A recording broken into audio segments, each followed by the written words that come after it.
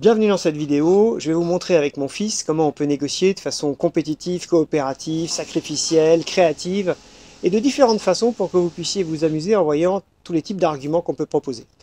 Alors Alex, c'est parti. Ouais, on va dire qu'on est parti en vacances et que malheureusement l'avion s'est écrasé, on est les deux seuls survivants, on est sur une île déserte, on attend les secours mais personne ne vient et ça fait une semaine qu'on a faim. C'est nul comme vacances. J'ai pas envie, j'ai pas envie de vivre ça. Bon, mais c'est le scénario. Alors, on va dire qu'au bout d'une semaine, on trouve une noix de coco. Comment est-ce qu'on partage la noix de coco? On va d'abord vous faire la version compétitive. La noix de coco, je préfère la manger moi. Je suis plus jeune, elle me revient de droit. Et moi, je dirais plutôt le contraire. C'est plutôt à l'ancêtre. Moi, j'ai besoin de manger cette noix de coco, sinon je vais m'évanouir. Ouais, mais ça va pas dans la loi de l'humanité. C'est à moi de me reproduire. Toi, t'as fait ton temps. Quoi? Qu'est-ce que c'est que cet argument? Je suis ton père, tu dois me laisser la noix de coco, c'est la base.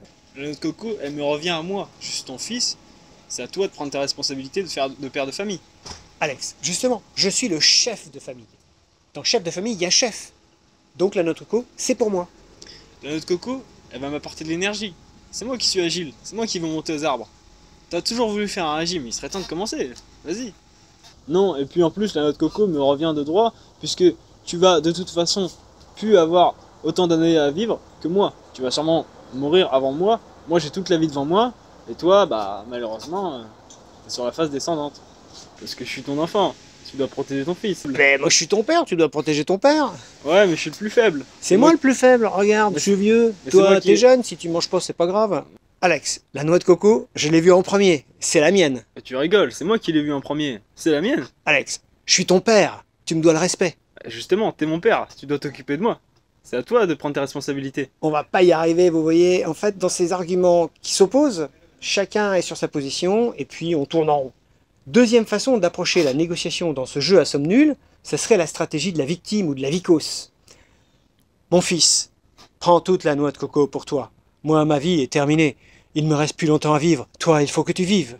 Non mais papa, je ne peux pas te laisser dire ça. Je ne pourrais pas rentrer à la maison en te laissant ici. Alex, tu te souviens, Mufasa, il s'est sacrifié pour sauver Simba dans oui. Le Roi Lion. Il a sauvé son fils et puis après il est mort, comme moi je vais faire en te laissant la noix de coco. Mais il avait juste à le prendre dans sa gueule et on n'aurait pas eu un film de 3h30, il l'aurait sauvé et ils auraient été tous les deux vivants. Tu veux dire qu'on pourrait faire mieux que des lions? On pourrait réfléchir et être plus créatif? On n'est pas des animaux, on peut faire mieux. Je peux pas me sacrifier? Non, c'est pas possible. Ok, donc la stratégie de la vicose, ça mène pas très loin non plus. Le pire qu'on puisse faire en négociation, c'est évidemment d'être de mauvaise foi. Souvent les gens le sont sans même s'en rendre compte. Là, on va vous le jouer de façon un peu caricaturée. Bon, alors Alex, déjà, la raison pour laquelle c'est ma noix de coco, c'est qu'elle me ressemble. Elle a pas de cheveux. Oui, mais tout ce montage vidéo, c'est moi qui vais le faire. Donc, elle me revient de droit. Alors ça, c'est vraiment de la mauvaise foi, parce que c'est ma chaîne YouTube, donc la noix de coco est à moi, c'est quand même ma chaîne. Mais qui a voulu aller sur cette île? C'est toi qui as réservé le billet, on est d'accord? C'est toi qui as insisté pour qu'on y aille. Et en avion en plus. Elle me revient à moi. Moi, j'ai rêvé de noix de coco la semaine dernière. Je pense que c'était un signe que j'allais manger cette noix de coco. Ouf, j'ai jamais mangé de noix de coco, donc je peux dire que j'ai aussi envie d'en manger avant de mourir. La réalité, c'est que depuis que je suis tout petit, je bois du lait. Et que je suis sûr que je digérerais mieux la noix de coco que toi. Alors que comme t'en as jamais mangé, je suis sûr que tu vas la vomir et que ça va être perdu. Faut voir, faut essayer. Bon, vous voyez bien qu'avec la mauvaise foi, ça va pas nous rapprocher pour trouver un accord, et que le mensonge va pas nous aider à trouver une solution. Comment pourrait-on être plus créatif et sortir des jeux à somme nulle en apportant de l'imagination et des solutions qui sont autre chose que partager la noix de coco? Qu'est-ce que tu proposerais? Bah, par exemple, on pourrait dire on mange pas la noix de coco tant qu'on n'en a pas trouvé une deuxième. On pourrait même l'utiliser comme projectile pour en faire tomber d'autres. Ah oui, ça serait intéressant parce qu'on aurait encore plus à manger. Et ça serait plus certain que d'en chercher simplement une deuxième. Ouais. On pourrait même la couper en deux et s'en servir comme appât en mettant des petits bouts sur la plage pour faire venir des crabes qu'on pourrait à ce moment-là attraper pour les manger. Et on pourrait utiliser la deuxième moitié de noix de coco pour par exemple chasser du poisson.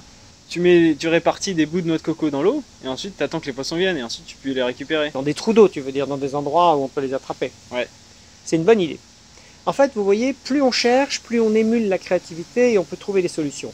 Après, il y a des limites, parce que si vous proposez de planter la noix de coco, de faire pousser un arbre, de récupérer les nouvelles noix de coco, là je crois qu'on sera... On sera mort d'ici là. Mais la grosse différence entre les négociateurs créatifs et les négociateurs compétitifs, c'est cet appétit pour le brainstorming, la curiosité, et aller chercher des solutions, qui ne sont pas juste une compétition entre nous. Un autre élément très important dans les négociations, c'est l'éthique. L'éthique personnelle, l'éthique des affaires. Alors dans ce scénario, par exemple, ça pourrait ressembler à quoi? Est-ce que quand je prends une décision ou un choix avec toi, quand je vais retrouver ta maman, elle va trouver que c'était une bonne idée? C'est les questions qu'on doit se poser, être respectueux les uns envers les autres. Et quel serait le regard des autres en nous voyant dans cette situation sur cette île? Parce qu'on peut penser parfois que personne ne nous voit, mais en fait, il y a au moins une personne qui nous voit, c'est nous-mêmes. Oui. Et si on a dégradé notre image par des comportements peu éthiques ou pas éthiques, nous au moins on est au courant. Déjà, le premier conseil qu'on pourrait donner, c'est garder son sang-froid. Parce que si on se met sur la figure, ça va pas résoudre la situation, et dans les solutions qu'on a vues de compétition, il n'y en avait aucune qui était viable sur du long terme. Si l'un de nous deux perd, l'équipe va s'affaiblir, et par exemple dans le scénario de survivre la nuit sur une île déserte, il faut qu'il y en ait un des deux qui soit réveillé pour protéger l'autre, donc tout seul on va nulle part. Dans l'économie c'est un peu ça aussi. On n'est pas là pour affaiblir nos partenaires, mais justement être là pour subsister et être plus fort. Est-ce que nos proches, nos parents, nos amis seraient fiers de nous si on était créatifs ou si on était roublards? Je pense que la question ne se pose pas. Elle se pose quand même, parce que la tentation immédiate c'est plutôt de rouler l'autre, mais les gens sont peut-être plus fiers de nous quand on est créatif. Est-ce que les gens seraient fiers de nous quand on respecte notre éthique, notre morale, les lois de notre pays, ou quand on les a détournées? Quand on les a évidemment pas détournés et qu'on est respectueux des lois de notre pays et de l'éthique morale. Finalement, ce qui peut nous guider, c'est la transparence. Un élément important pour savoir faire des choix éthiques, c'est de se projeter soi-même ou vis-à-vis des autres en termes de transparence. Qu'est-ce que je penserais de cette décision demain, rétroactivement, dans 10 jours, dans un an? Ou qu'est-ce que mes proches penseront, mes proches professionnels, qu'est-ce qu'ils diraient s'ils savaient ce que je suis en train de faire? Et ça peut nous aider dans l'éthique. Ouais. Et ça peut nous guider sur les techniques de négociation. Alex, je te remercie d'avoir été mon partenaire pour cette vidéo, c'était extraordinaire. Je te remercie aussi de m'avoir invité. Je me demande réellement comment on aurait utilisé cette noix de coco. Et vous, dites-nous directement en commentaire en bas de la description. Est-ce que vous auriez plutôt été compétitif, victime, être créatif, être dans l'éthique ou dans la mauvaise foi? Merci d'avoir visionné cette vidéo. N'hésitez pas à mettre un like et le commentaire dans la description. Merci beaucoup, à bientôt. Alors je la refais. Alex, j'ai trouvé que tu t'en étais bien sorti dans les techniques de négociation. C'est normal, c'est mon métier. Non, je rigole, je vais pas dire ça.